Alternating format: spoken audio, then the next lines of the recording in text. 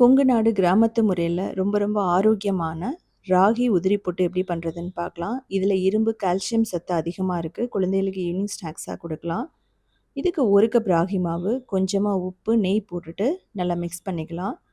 இதில் வெதுவெதுப்பான தண்ணி ஊற்றிட்டு பிடிக்கிற பதத்துக்கு நம்ம ரெடி பண்ணிக்கணும். புட்டுக்கு மாதிரி நீங்கள் ரெடி பண்ணணும். ஒரே அடியாக தண்ணி ஊற்றிடக்கூடாது. கொஞ்சம் கொஞ்சமாக தெளித்து நீங்கள் மாவு பிசையணும். ஸோ இந்த மாதிரி தான் இருக்கணும். ஸோ இதிலேயே தேங்காய், வெல்லம் போட்டு நீங்கள் வேக வைக்கலாம். இல்லை அப்படின்னா ஒரு காட்டன் கிளாத்தில் போட்டுட்டு நீங்கள் வந்து இட்லி பாத்திரத்தில் வேக வைக்கணும். ரொம்ப ப்ரெஷர் கொடுத்து நம்ம அமுத்தி வைக்கக்கூடாது. ஸோ ஜென்டிலாக தான் நம்ம இதை வைக்கணும். 15 நிமிஷம் இல்லைன்னா 20 நிமிஷம் மீடியம் ஃப்ளேமில் வேக வச்சிங்க அப்படின்னா ரொம்ப பர்ஃபெக்டாக ரெடி ஆகிடும். இந்த மாவு வெந்துருச்சா அப்படின்னு பார்க்குறக்கு எடுத்து லைட்டாக திரித்து பாருங்கள்.